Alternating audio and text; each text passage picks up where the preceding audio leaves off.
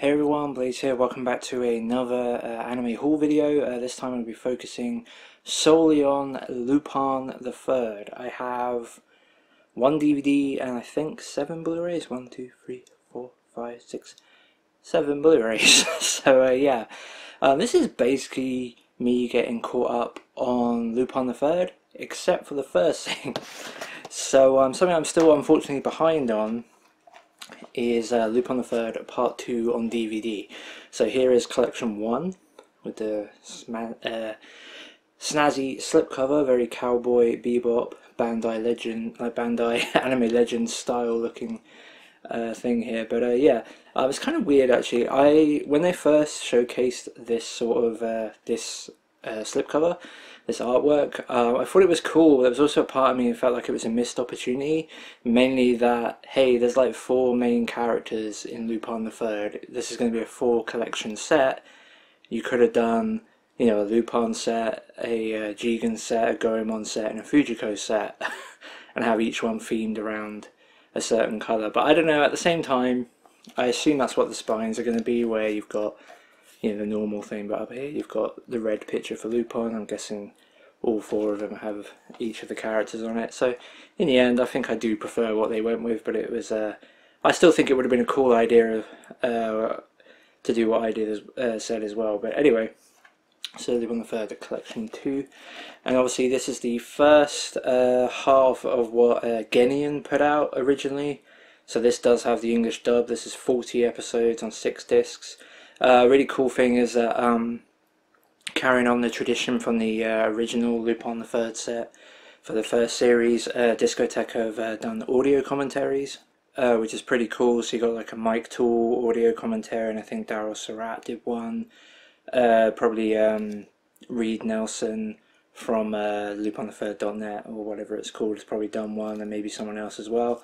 Yeah, it's kind of cool just to have a few commentaries. I think every set of this collection, of all 4, obviously has commentaries on it. It also comes with the Adult Swim promos, extensive liner notes, remastered video and audio from the in comparison to the original Genion DVDs. So yeah, I've seen 32 episodes of this so far. So yeah, I've seen 32 episodes of this so far, and it's really good fun. It's really, like, I much prefer it to the original. I don't know why I keep pointing over there, it's literally on behind my shoulder. I much prefer it compared to the original series. I wasn't a huge fan of the original series, if I'm honest. I liked certain aspects of it, but I felt like each episode kind of dragged. Like every 25-minute episode of the original feels a lot longer, and that to me just, you know, says I wasn't really engaged as much. It was a little bit style over substance, the original tinge.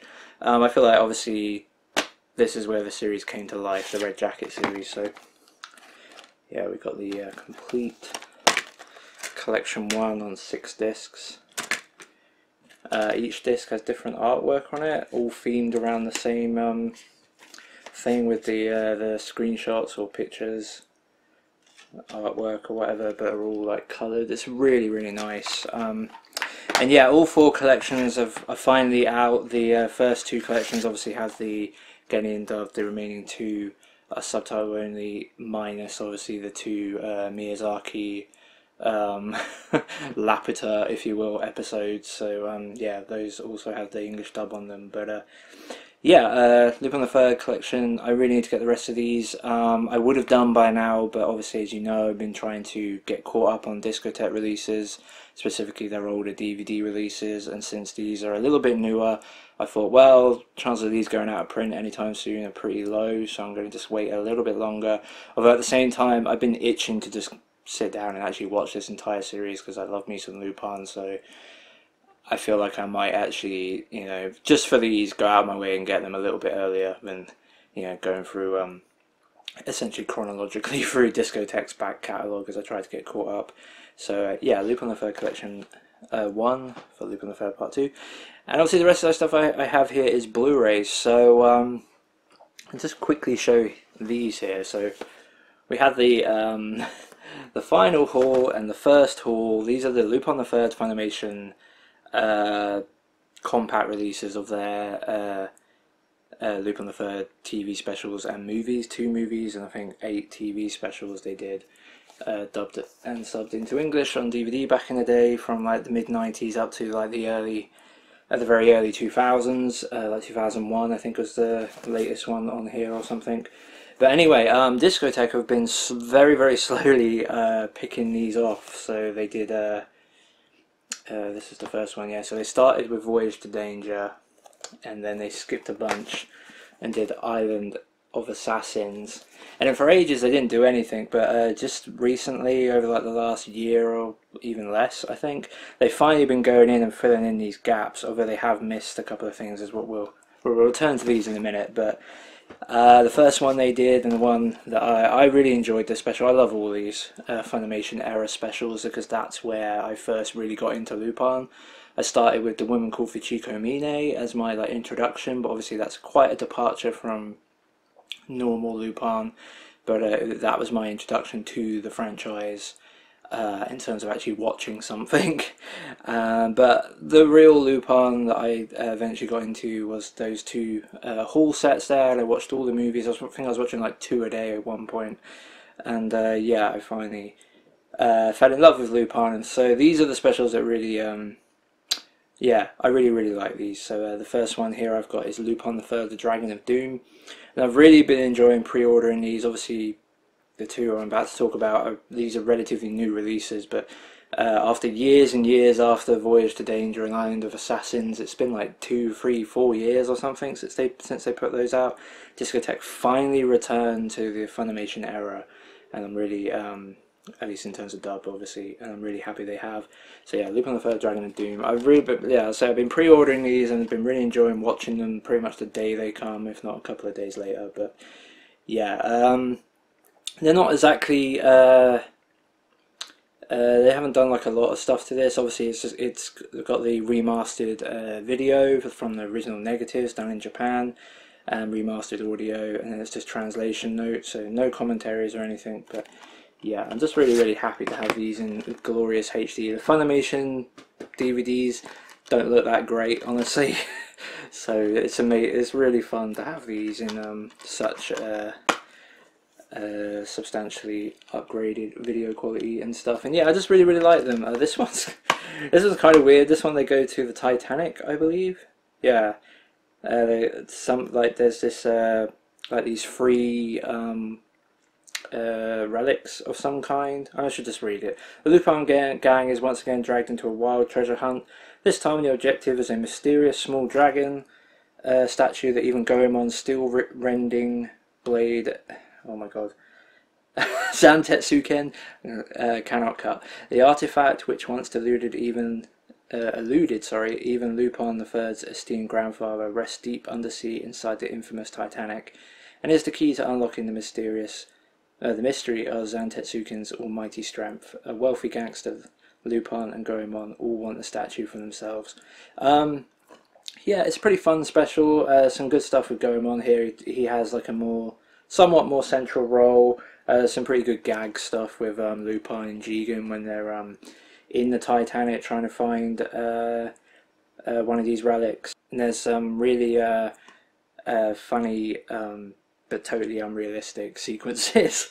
Like, I think there's a sequence where Lupin like loses his diving suit like completely, and you think how low the Titanic is. Like the water pressure would just crush him. And they kind of play up on that. This idea is like, you need to get back quick, but it's like, you know, you'd be almost instantly dead because all the weight of the water above you would be on you. So yeah. Anyway, whatever. It's a fun special. I like it a lot. I like all these era of Lupin specials, as I've mentioned already about 3 times. So okay, next up we have Lupin III: The Pursuit of Harimao's Treasure, which is the next release. This one was TV special number 6, 1994. So we move on to number 7 for 1995, The Pursuit of Harimao's Treasure. Watched this one a few weeks ago. Obviously, it only just came out. Obviously, I had seen it before as well. This one was pretty good. It's very action-packed. I kind of like there's a British character in this, which is kind of fun for me personally. And it's like I think it's like a they go all kind of around Europe, at least a little bit, which is kind of fun. That's not like wholly realistic locations they go to. It's not like they go to any standout landmarks or anything, I don't believe. But I don't know, it's a fun little special. Again, the infamous bandit Harimao hid a treasure, and to retrieve it, Lupin and the gang must gather 3 lost statues. When the Nazi-like group Neo Himmel make a run for the goods, Lupin reluctantly partners with the aging 00 MI6 agent Sir Archer and his granddaughter Diana to gather the statues first. Can this unorthodox team bond well enough to see this mission through? Will Lupin maybe even... Yeah, okay, that does make sense. will Lupin maybe even punch a Nazi in the process? Find out in the pursuit of Harimao's treasure.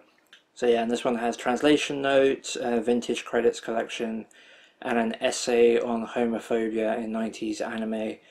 Yeah, the main villain in this is gay, and yeah, there's plays up a ton of like stereotypes that wouldn't necessarily fly today. I didn't think it was too egregious, but then, you know, I'm not gay myself, and so I'm going to be less open to obviously being massively offended by it. But it wasn't too bad. It's just, unfortunately, because it's a stereotype, it's like, well, I've seen that before, like, so yeah, it doesn't really stand out, but it doesn't make it right either. So yeah, anyway, I don't think it really detracts from the special overall. I thought it was relatively fine. Yeah, good comedy, good action again, fun mystery. The side characters of Diana and Sir Archer are a lot of fun. Ending's kind of crazy and fun also. Yeah, it's decent, not one of the better ones, but enjoyable nonetheless. So yeah, The Pursuit of Harimao's Treasure on Blu-ray. Again, like when they don't have a lot of artwork, they kind of just go to town with what they have. Which means that you just basically get the same thing about 1 billion times. As you can see, that's the same image from the inside, the disc, and the slipcover. So yeah, The Pursuit of Harimao's Treasure. And with those, that almost completes the first haul, because we have Voyage to Danger, we have Dragon of Doom, we have The Pursuit of Harimao's Treasure, and we obviously are getting very, very soon The Secret of Twilight Gemini, which is one of the more notorious of the TV specials, since it contains some more fan service in it than definitely in most of the other Lupin specials I've seen. Next on that set would have been Dead or Alive, which is actually a movie. This is the one thing, it's the same on this one. This one actually starts with a movie as well, Farewell to Nostradamus. So unfortunately, it seems like at least for the time being, Discotek are skipping the movies to do them later, I assume, because obviously after Farewell to Nostradamus we've got Island of Assassins, and then we've got Crisis in Tokyo, which is coming out in December. I also have that on pre-order. And then we've got the Columbus Files and Missed by a Dollar, which I fully expect to follow Crisis in Tokyo. Hopefully we won't have to wait too long for Farewell to Nostradamus and Dead or Alive, because as I mentioned in my Discotek panel video, Dead or Alive is actually my favourite of this Funimation era. I just really liked that movie. I thought it was a lot of fun. I like the slightly different art style. Also like the budget in terms of the animation. You can clearly tell it's more high budget than the TV specials were. And yeah, overall I just think that's a fun special. Like, it's not perfect or anything, or a fun movie. It's not perfect, it's not one of the greatest movies ever, but I enjoy it. So yeah. Okay, and then we skip like a decade, if not more.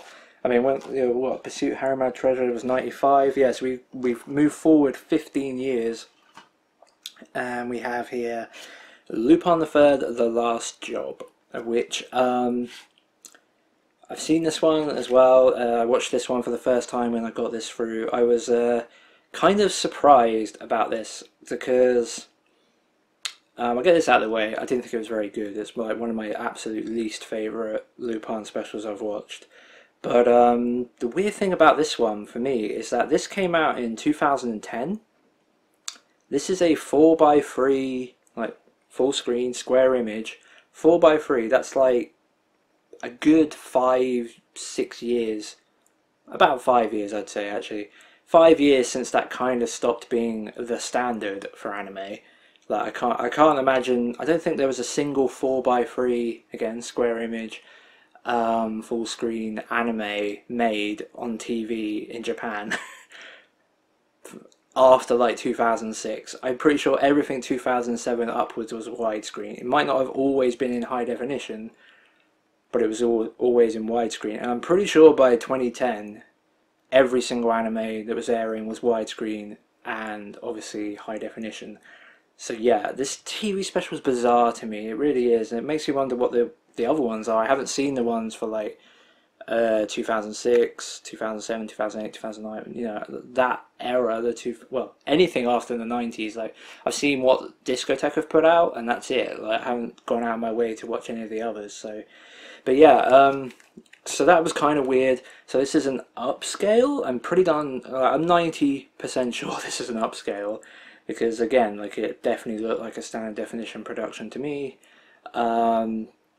It's a pretty clean Blu-ray. Like this looks okay for the most part, outside of maybe, I don't know. I guess if my expectations weren't necessarily that this was going to be 4:3 standard definition upscale, because it came out in 2010. So when I started watching it, maybe I was more put off by the video quality than maybe it deserved, just because it was completely outside of what my expectations were. So yeah, overall I think the upscale is kind of okay. But yeah, the special overall I didn't like. It's got way too much supernatural stuff. That's not to say that's not, like, there's loads of supernatural stuff in Lupin, but this felt like the less Indiana Jones like stuff, like I was talking about with like the Dragon of Doom and things like that. You know, stuff where they're going to find these relics from the past that hold like spiritual energy and power and things like that, like, you know, tomb raiding basically. And like Pursuit of Harimao's Treasure is the same thing. And this one, it's a yeah, they're looking for a significant treasure, whatever. My mind needs to be on this right now, but yeah. So, but this one, it's just really weird. I don't really remember what happened towards the end. I don't know if I could be bothered to read the back. The reason this one's called The Last Job is I don't know if it really ties into the story as such. I can't quite recall, but at the very least, this was like the last time that a lot of the actors in this were used for the Lupin cast, like before they got replaced with new actors and stuff. Because you know, most of them have been doing it for like 20 years, some of them even longer. So yeah, but it's just weird. I mean, look at this guy over here. You see him, he's got like fucking pigeon feet, like bird feet and bird like hands, and this guy over here does some crazy spinning stuff with some like weird ghost samurai dude with some demon sword, and it's all a bit daft and stupid. And yeah, this is by far my least favourite special. They didn't dub this one, it's subtitle only. And the only extra is a television commercial collection. There's not even any liner notes.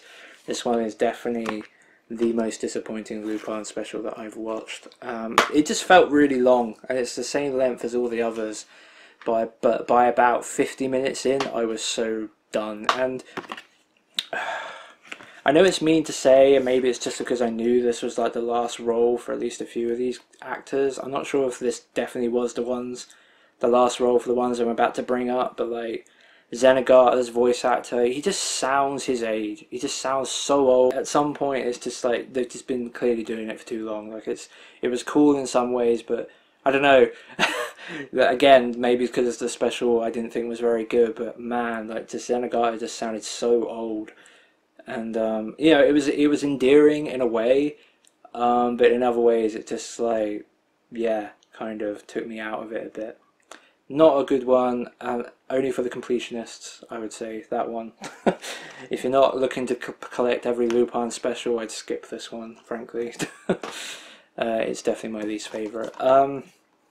And kind of almost to like to show how crazy this thing is in terms of like 4:3 standard definition, like, because this came out in 2010, and then 2011 comes along and we get Lupin III, The Blood Seal of the Eternal Mermaid, and this is in full HD widescreen, you know, the works. So it's kind of weird, really. I mean, sorry, even Green versus Red that came out in like 2008 as like I think think it's like an OVA basically, but even that's in widescreen. Like, it's so weird, that last job one, it really is. But anyway, so yeah, Lupin III, Blood Seal, the Eternal Mermaid. This is more of the sort of supernatural stuff I can get behind. Again, this is more traditional supernatural tomb raiding sort of stuff.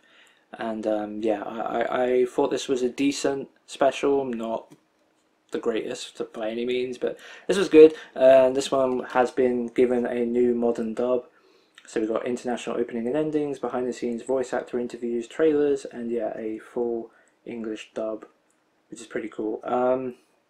Yeah, an aquamarine gemstone, the Mermaid scale, appears in a secret underground auction. The Queen of the Underworld, nicknamed the Bear Slayer, weird, coerces the professional jewel lifter Lupon into stealing the rock for her. Lupon swipes the stone and quickly discovers not only that it's a forgery, but that the real mermaid scale is part of an unsolved riddle that leads to transcending mortality. Soon the Bear Slayer is found murdered in cold blood. Her seemingly immortal young aide Misa is kidnapped by the arms dealer Himuro.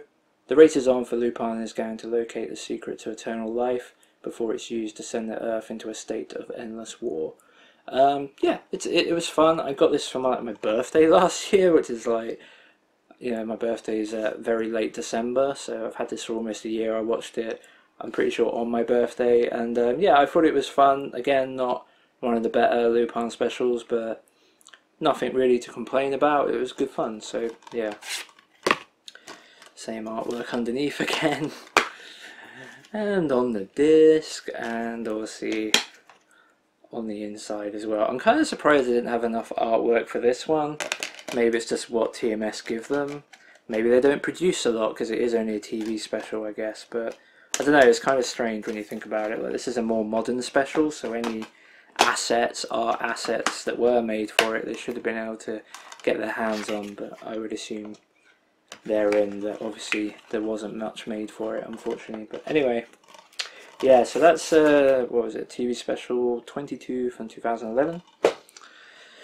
Alright, this one actually coincides with something I've already got. So last time I talked about Lupin, I showed you that I had a Lupin III Part 4, the Italian Adventure, the Japanese language version. Well, obviously I've now picked up the dubbed version. This is the version I ended up watching. I hadn't seen Lupin III Part 4 when I picked this up, and I didn't end up watching it before buying this, so I ended up watching the series dubbed with the original, obviously, Genian cast, which is a lot of fun with Richard Epcar and the whole gang. Yeah, and obviously this is based on the original Italian cut of the series. Obviously, for those of you that still don't know, I've talked about it before. I'll talk about it again, I guess. For those of you that don't know, Lupin III Part 4 actually originally premiered in Italy in Italian, and it was only put out in Japanese in Japan a year later. And there were some small changes that were made to it, which meant that yeah, there's basically two different versions. So, and when they TMS Entertainment / Discotek did a dub to put on Adult Swim, they ended up dubbing the Italian version, the original version, which means the dub wouldn't sync up to the Japanese version, which means Discotek ended up putting out both versions. So yeah, this is kind of like a best of all worlds if you think about it, because they could have dubbed the Japanese version and done a dual audio release, but it does mean the original Italian version, at least in terms of like its edit, wouldn't have been available from Discotek. So at least this way we do have both. It's still kind of weird though. It's also doubly weird to me that they didn't get, I mean, maybe not overly so. It would have been neat if Discotek could have gotten the Italian dub on here. Presumably it would have synced up just fine. You know, that is essentially the original dub for this series. So it would have been a cool curiosity. Probably not worth it, I guess, although I'm sure there are, Italian-speaking Americans isn't probably that uncommon, although it's obviously also probably not that common either.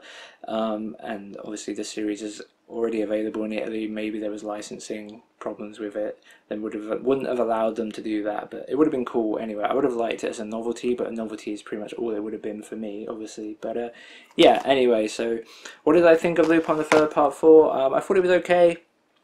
I didn't like it as much as I expected, which is slightly disappointing. I remember my first exposure to this era, the Blue Jacket era of Lupin, was the Italian Game TV special, which I really liked. I ended up watching that and having no idea that it was essentially the first couple of episodes of the TV series edited with some extra stuff, or like splicing in all the Rachel stuff. Is she called Rachel? I believe. Rebecca, sorry. Yeah. So the Italian Games basically splices in all the Rebecca storylines from this, which is a secondary Lupin love. I can't think of the right term right now. Like love candidate, kinda, not really, sort of. It's kind of a mix. It's fun. I like Rebecca. She's a fun addition for this. I don't think she came back in Lupin the Third Part 5. If she didn't, I'd be okay with that. But it was a fun extra addition that kind of spiced this up a bit, as well as like all the MI6, wasn't it, or something? Like I'm pretty sure like the British spies, yeah, MI6 stuff, and it was all fun, and it was all set in beautiful Italian, valleys and etc. I can't think of the right terms right now that I would really like to say. Italy is a beautiful country, obviously, and this definitely represents it nicely, especially with the car and all that. I can't think, is this a proper, is this like a Lancia or something, or a, oh, what are they called? A Bath? I think it might be in a Bath, maybe, I don't know. Fiat, whatever.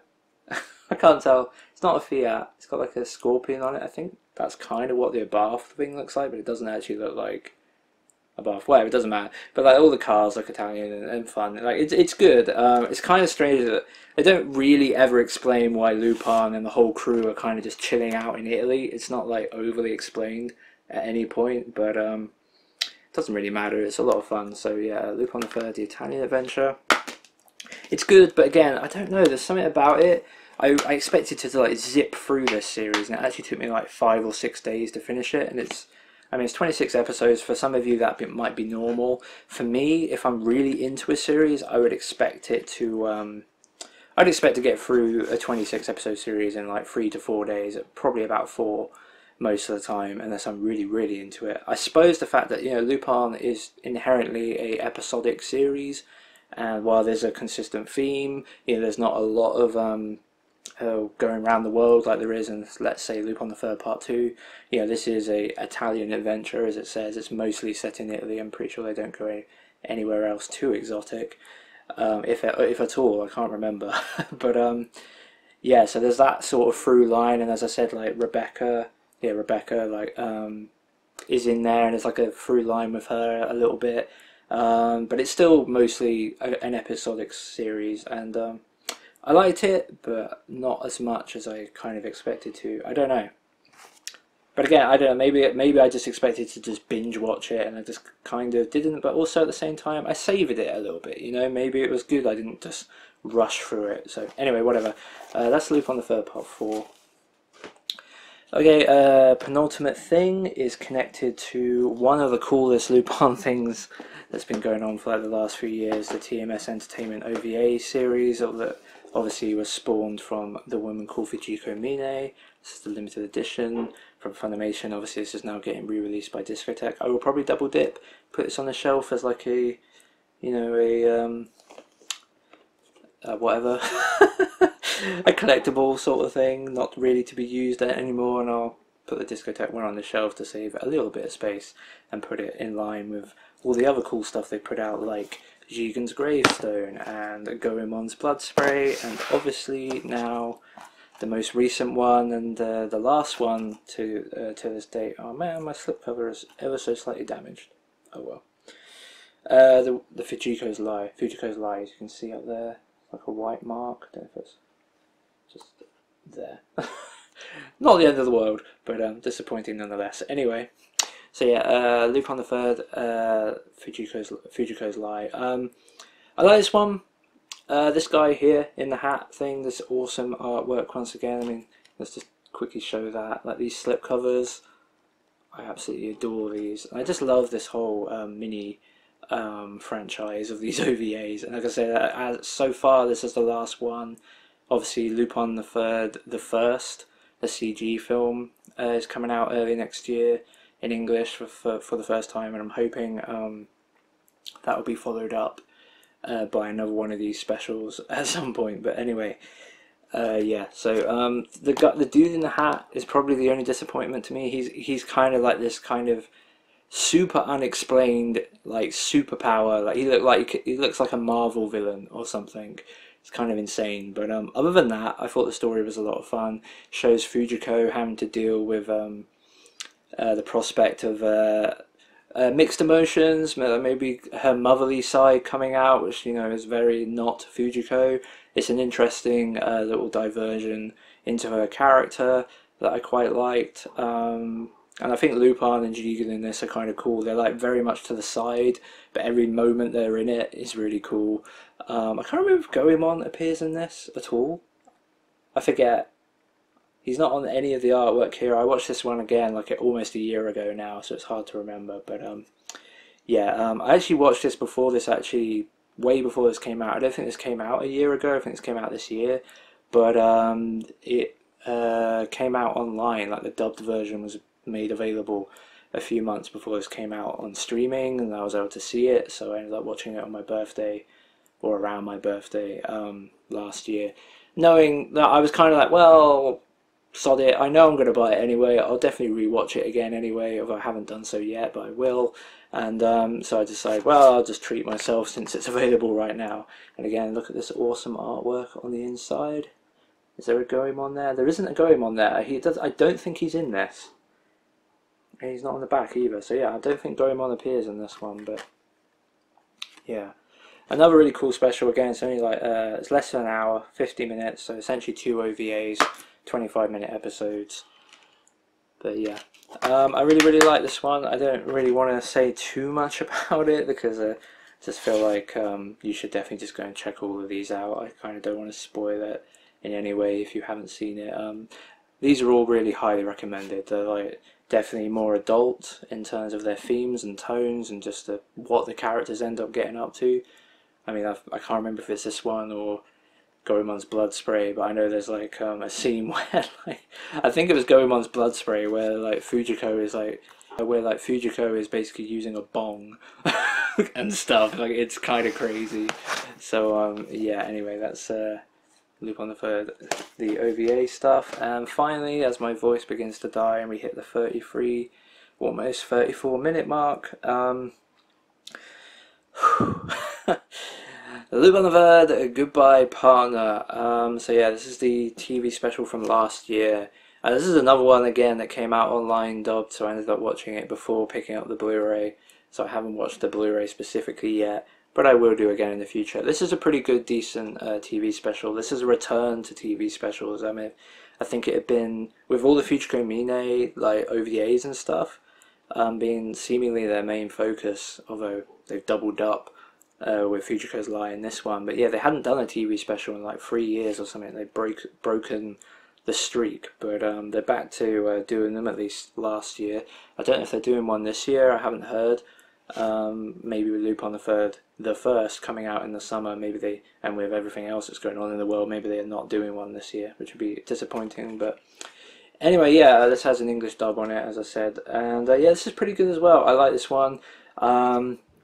This one's interesting because it's just a Goodbye Partner. I don't want to go into it too much, but if you've seen the trailers, you know that this one has Jigen and Lupin kind of having a bit of a falling out and a major disagreement, and basically going mano a mano, one-on-one, and it's pretty cool. It's not the first time we've seen Lupin and Jigen fall out necessarily, but this seems like the more significant falling out compared to what we've seen in the past, which might be just, you know, minor little things, but this one felt more substantial.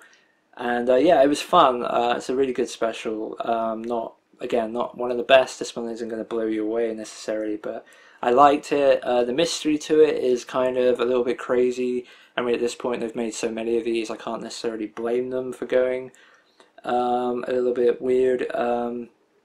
Yeah, it's interesting. It's not overly great, but I liked enough of this special. It was fun enough as it is, and all the stuff with like the piano and all that was kind of interesting, and played out relatively well enough. And Zenigata's, all the crews in this, as you can see, like Goemon, Zenigata, Lupon, Jigen, Fujiko, they all get a good role in this. So yeah, it's a fun special. It's also got a guy in it who is obviously Edward Snowden, as it even says on the back here. They've quoted a tweet from him when he was told that he was in this. He says, it's like a lifetime achievement award. Lupin is one of my favourite series. Don't know if that's actually true or not, but anyway. Edward Snowden, otherwise known as Snowden with a Z in Goodbye Partner. Yeah, there's a character that's basically, you know, blowing the whistle, whistleblower or whatever, and yeah, they call him Edward Snowden, and it looks exactly the same as Edward Snowden. It's quite fun. So anyway, yeah. Lupin III, Goodbye Partner, again, reusing that artwork all over the place. So yeah, that's all the freaking Lupin stuff. Which, holy crap! I mean, I just moved the ones out of the way that weren't from the recent pickups. I mean, look at all of that. There's a shitload of Lupin stuff, and I have a shitload behind me as well as all this pile on the floor from the stuff I've also shared in this video. Yeah, I am, outside of part 2, 3 and 4 of this collection, I am up to date on Lupin, and I plan to keep it that way. I have Secret of Twilight Gemini on pre-order. I have Tokyo Crisis, or Crisis in Tokyo, on pre-order. Like, there's no reason not to stay up to date with those. Like, they're not very expensive and they're really awesome. So yeah, the only time that Lupin will ever be significantly expensive is when they do the TV series stuff, like part 2 collections, like when they eventually get around to doing part 3, which I'm sure they will, as well as part 5, like whenever that finally comes out, which I'm surprised it hasn't come out yet. The dub for that was done a long time ago. I would expect to see that next year for definite, and maybe part 3 as well. But anyway, whatever, I look forward to Dead or Alive and Farewell to Nostradamus and Columbus Files and Missed by a Dollar and all the other specials. At some point it's going to fill up an entire shelf in my collection, a shelf in my collection which is already filled to the brim. Every shelf I've got, I need more shelving. I literally have anime in a cupboard because I have not enough space for it all, but it's awesome. So anyway, I've been Blaze. Thanks for watching. Go watch some Lupin III if you haven't. It's amazing. And yeah, I'll see you next time.